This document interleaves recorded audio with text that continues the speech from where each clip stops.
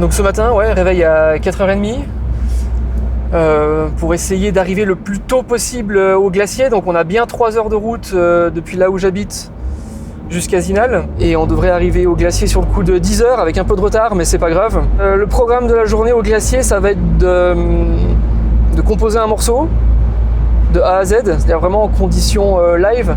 Et le but du jeu, c'est de composer le plus vite possible dans un milieu le plus contraignant, par des températures négatives, sur la glace. Donc déjà, ça va être de composer un morceau et de vous montrer un petit peu comment je fais dans ces conditions-là pour être le plus efficace et comment je me laisse inspirer par l'environnement qui m'entoure.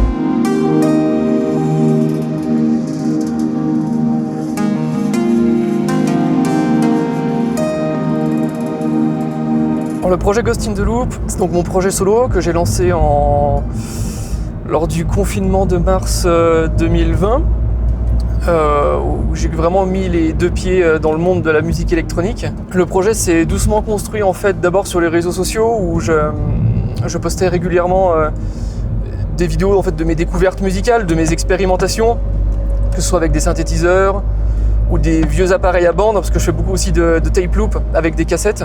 Très rapidement, la question de composer en extérieur, c'est pas vraiment imposé, mais avec le déconfinement et puis l'envie de sortir et puis de reprofiter des grands espaces, j'ai vite voulu faire le rapprochement entre ces 2 pratiques. Et je me suis intéressé donc à des artistes qui pratiquaient déjà ces genres de performances, comme Molecule par exemple, qui m'a un petit peu donné le déclic en fait quand j'ai découvert son travail.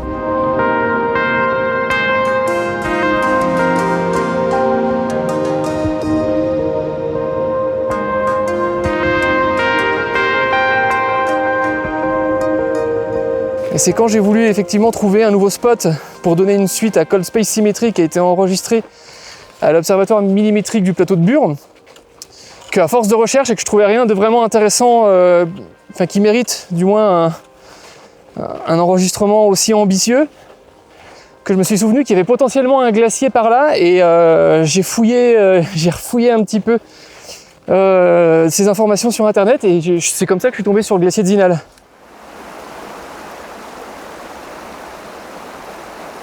Ouais, bien sûr, il y a aussi l'aspect un peu challenge, se dépasser, et, sortir de la zone du confort du home studio, où forcément quand on est chez soi, tout est plus facile.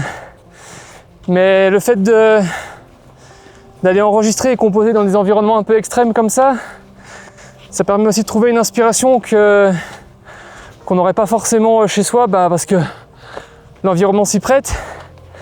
Et puis j'aime penser que l'environnement devient un partenaire d'improvisation dans mes compositions.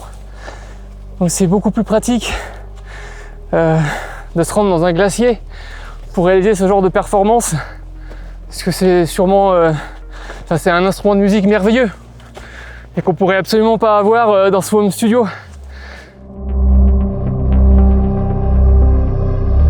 Bon ça y est, on arrive bientôt au glacier de Zinal. Donc là on commence à voir le dessus de la grotte de glace. C'est le bout de la langue en fait du glacier qui s'ouvre à ce niveau-là. Donc on a encore une petite butte à passer. Et puis on va directement arriver dans le vif du sujet.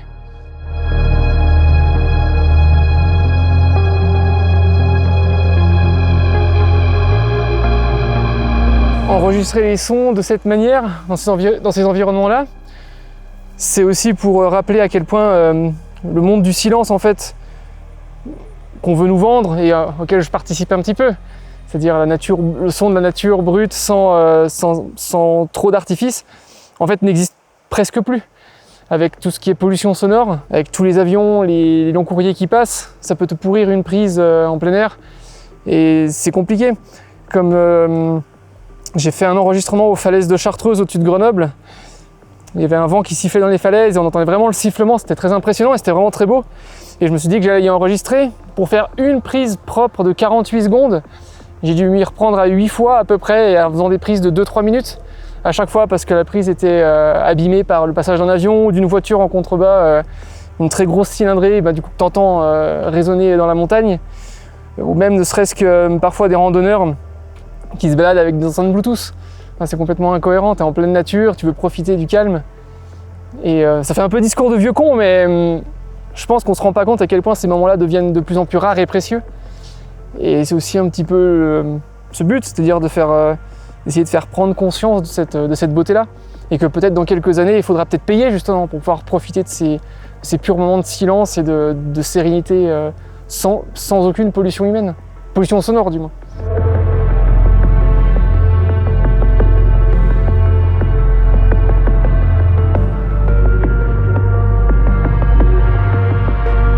Le projet autour des glaciers, c'est aussi pour ouvrir les yeux sur le réchauffement climatique et au rythme actuel où vont les choses.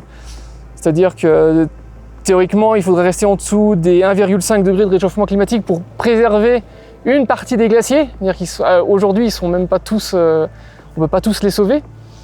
Mais aujourd'hui, on ne peut même pas passer en dessous de la barre des 4 degrés en termes de prévision. Donc d'ici 100 ans, il n'y aura plus de glaciers à peu près. Ce qui est quand même terrible. De se dire que nous, là, on va être témoin d'un événement qui est sur le point de disparaître en un claquement de doigts à l'échelle de l'humanité. Et c'est triste de dire que les générations, nos petits-enfants par exemple, ne connaîtront peut-être jamais les glaciers et toutes les conséquences que ça va engendrer sur le reste du climat et de la biodiversité. Donc même si ma musique est instrumentale et qu'il n'y a pas des paroles explicites qui parlent du réchauffement climatique, le but c'est d'essayer d'ouvrir les yeux sur cet environnement de quelque manière que ce soit, ne serait-ce que de faire voyager, et puis si ça peut éveiller la curiosité chez certaines personnes, c'est déjà gagné en fait.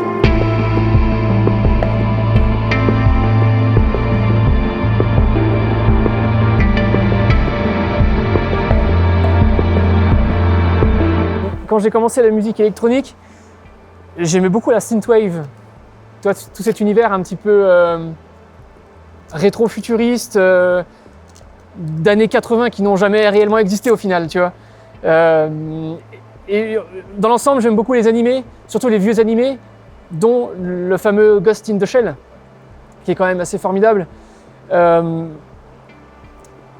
vu que je commençais un petit peu à expérimenter avec les tape loops, les cassettes, et puis les bandes magnétiques, et puis tout cet effet un petit peu lofi, justement parfois ça faisait un petit peu un effet très fantomatique, tu vois, cette espèce d'effet très flottant, très vaporeux en fait. Voilà. Et vu que j'aimais bien cet univers un petit peu synthwave et puis cette espèce de sonorité très lofi ambiant, je me suis dit allez, Ghost in the Loop, ça me paraît être un pseudo assez bien trouvé, et je l'ai gardé. Du coup j'ai pas changé entre temps.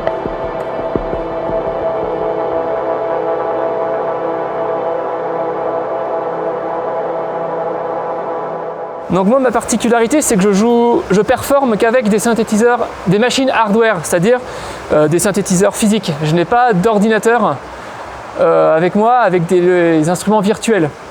J'utilise des machines en dur. Il y a 3 éléments qui sont très différents.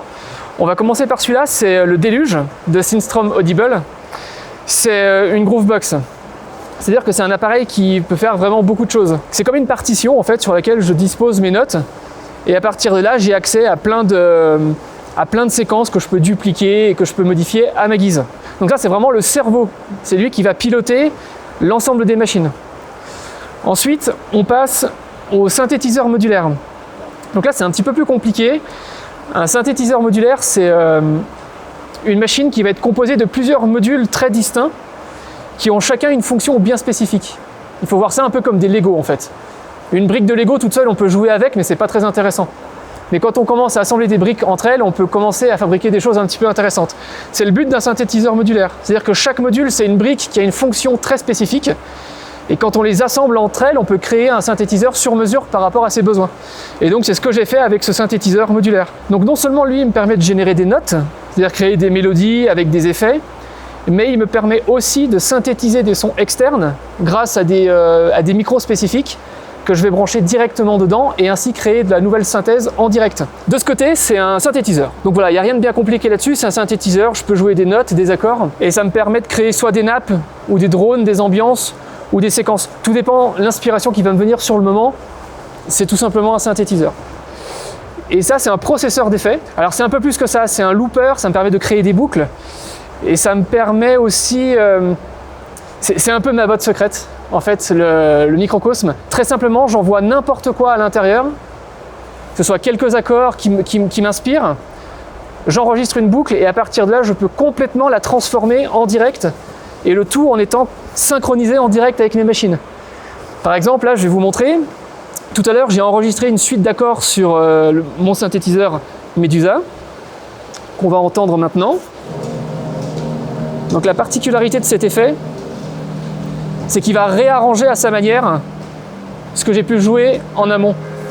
Et c'est vraiment très pratique parce que ça peut créer instantanément des pads, des mélodies et des accords de manière assez efficace. C'est un petit peu de la triche, mais c'est vraiment formidable.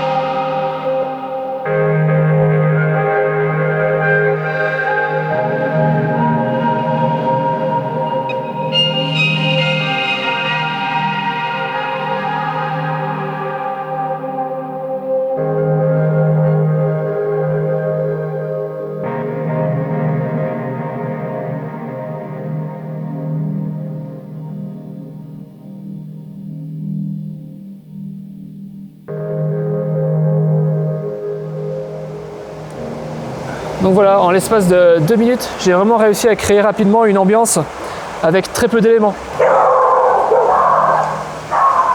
Donc ce qu'on entend en ce moment, c'est le son de l'eau et de la glace, enfin le son de l'eau qui résonne à travers la glace et qui crée toutes ces fluctuations sonores et qui crée cette espèce de pad qui est super intéressant. Donc après, le but du jeu, c'est de modifier les paramètres très doucement pour aller chercher des nouveaux sons, des nouvelles textures.